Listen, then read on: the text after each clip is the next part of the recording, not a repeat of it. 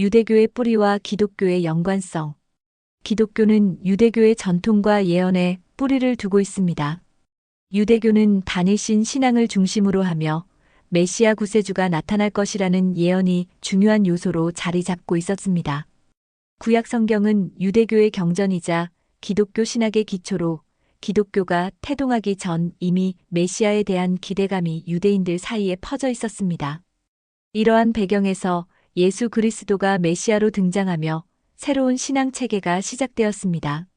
예수님이 태어난 시대, 유대는 로마 제국의 지배를 받고 있었습니다. 유대인들은 로마의 압제에 불만을 품었으며 자유를 갈망하고 있었습니다. 또한 유대 사회 내에서도 사두개파, 바리새파, 에세네파 등 다양한 종교적 그룹 간의 이견과 갈등이 존재했습니다. 이러한 종교적, 사회적 분열은 새로운 메시지가 퍼지기에 적합한 환경을 제공했고, 동시에 기독교가 직면해야 할 도전 과제가 되었습니다. 메시아에 대한 기대와 예수님의 등장. 유대인들은 메시아가 등장해 이스라엘 민족을 로마로부터 구원하고 하나님이 약속하신 평화로운 왕국을 세울 것이라고 믿었습니다.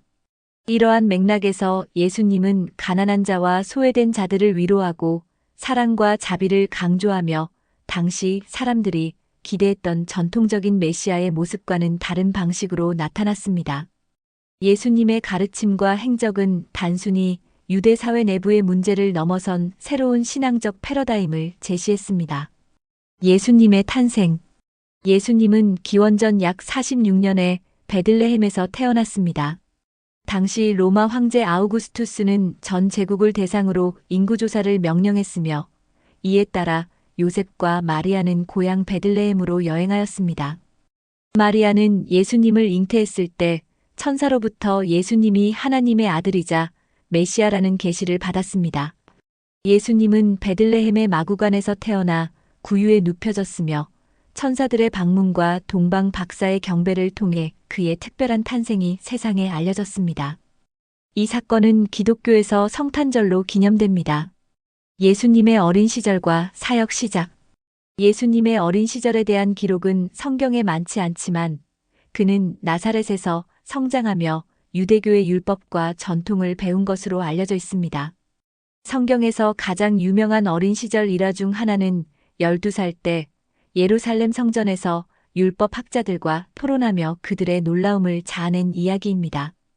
예수님은 약 30세가 되었을 때 세례 요한에게 세례를 받으며 본격적인 공적 사역을 시작했습니다. 세례 후 그는 광야에서 40일 동안 금식하며 사탄의 시험을 이겨내고 하나님과의 친밀한 관계를 보여주었습니다. 예수님의 사역과 기적. 예수님은 갈릴리를 중심으로 설교하며 사랑, 자비, 용서의 메시지를 전했습니다. 그의 설교는 하나님 나라에 대한 희망을 제시하며 많은 추종자를 이끌었습니다. 예수님은 병자를 치유하고 죽은 자를 살리며 놀라운 기적을 행했습니다.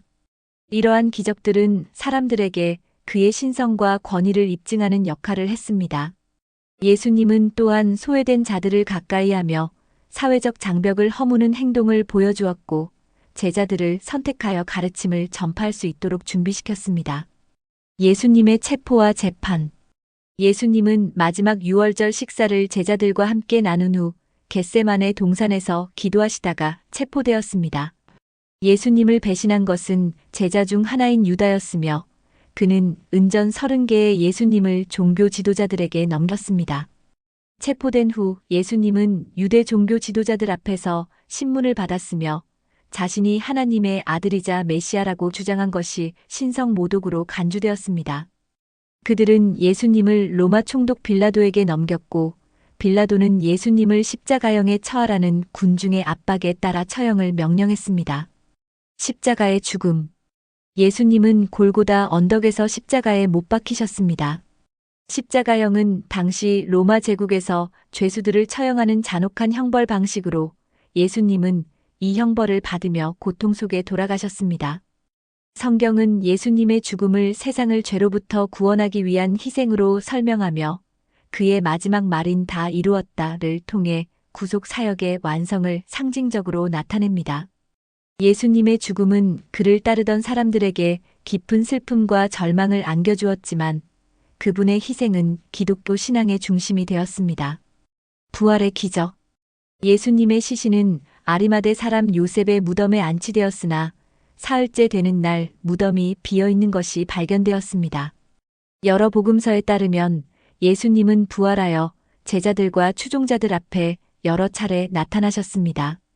부활 사건은 기독교 신앙의 핵심으로 예수님이 죽음을 이기고 영생을 주시는 구제주임을 확증하는 사건으로 여겨집니다.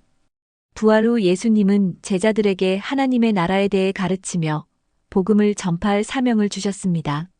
40일 후 승천하시며 성령의 임재를 약속하셨습니다.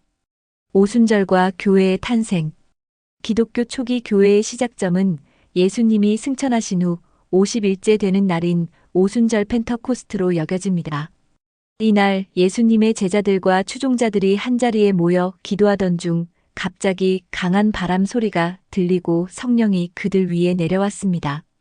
이 성령의 강림은 모든 이들이 다른 언어로 복음을 전할 수 있는 능력을 받았음을 상징하며 초대 교회가 탄생한 순간으로 간주됩니다. 사도 베드로는 이날 설교를 통해 약 3,000명이 세례를 받고 공동체에 합류했다고 전해집니다. 이 공동체는 기독교 신앙의 첫 번째 교회로 함께 기도하고 나눔을 실천하며 형제애를 강조했습니다. 복음의 확산과 사도들의 역할.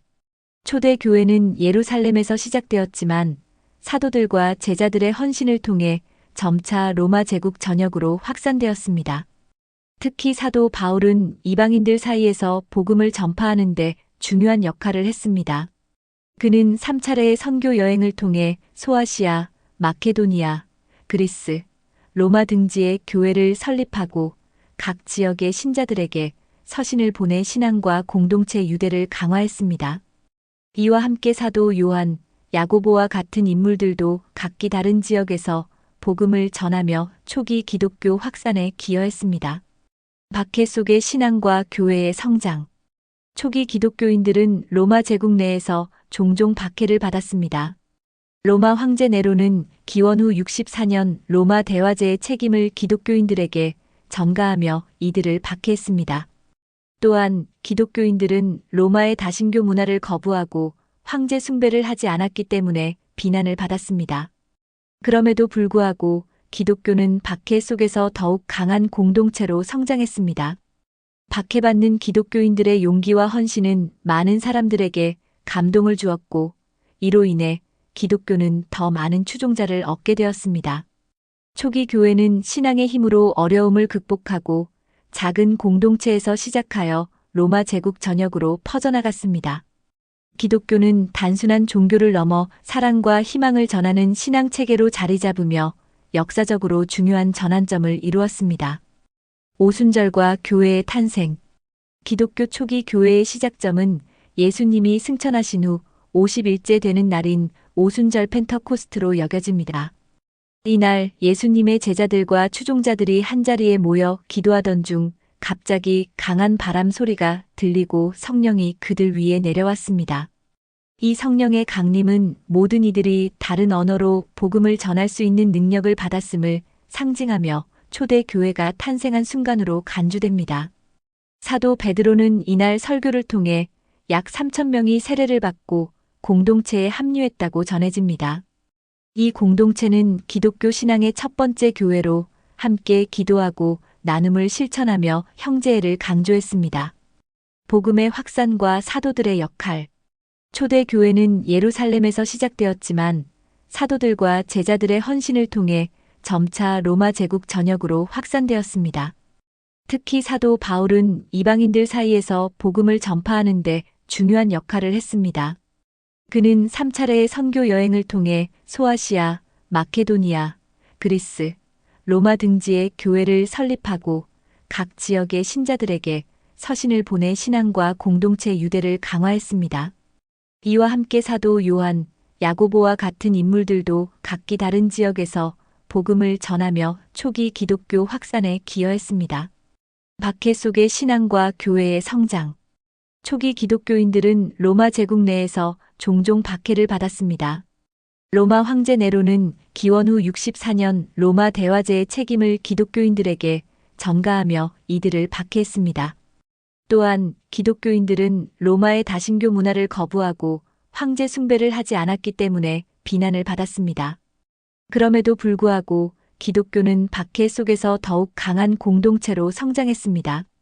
박해받는 기독교인들의 용기와 헌신은 많은 사람들에게 감동을 주었고, 이로 인해 기독교는 더 많은 추종자를 얻게 되었습니다. 초기 교회는 신앙의 힘으로 어려움을 극복하고 작은 공동체에서 시작하여 로마 제국 전역으로 퍼져나갔습니다. 기독교는 단순한 종교를 넘어 사랑과 희망을 전하는 신앙 체계로 자리 잡으며 역사적으로 중요한 전환점을 이루었습니다. 콘스탄티누스 황제와 밀라노 칙령. 기독교의 공인과 확장은 콘스탄티누스 황제의 밀라노 칙령으로부터 시작되었습니다. 313년 콘스탄티누스 황제와 동로마 황제 리키니우스는 밀라노에서 기독교를 포함한 모든 종교의 자유를 선언하였습니다. 콘스탄티누스는 기독교를 개인적인 신앙으로 받아들였고 자신이 로마 전투에서 승리한 것을 기독교 신의 도움 덕분이라 여겼습니다. 밀라노 칙령은 기독교인들에게 예배의 자유와 공동체 설립의 권리를 부여하였고 이는 기독교가 더 이상 박해받지 않고 성장할 수 있는 기틀을 마련하였습니다. 기독교의 국교화. 콘스탄티누스 황제는 기독교를 제국 내 주요 신앙으로 격상시키는 데 기여했습니다. 그는 로마의 많은 공공 건물과 교회를 건축하고 기독교 예배를 지원했습니다. 특히 그는 로마를 떠나 기독교 중심 도시인 콘스탄티노플, 현재의 이스탄불을 설립하며 기독교적 가치와 상징을 도시의 중심에 두었습니다. 380년 테오도시우스 황제는 테살로니카 칙령을 발표하며 기독교를 로마 제국의 공식 국교로 선언했습니다. 이로 인해 기독교는 단순한 신앙을 넘어 정치와 사회, 문화에 깊은 영향을 미치는 신학적, 제도적 종교로 자리 잡게 되었습니다. 기독교의 조직화와 확장.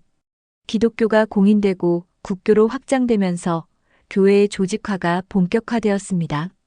또한 로마 제국 전역에 걸쳐 교회가 설립되었으며 성경의 규범과 교리를 체계화하는 작업도 이루어졌습니다.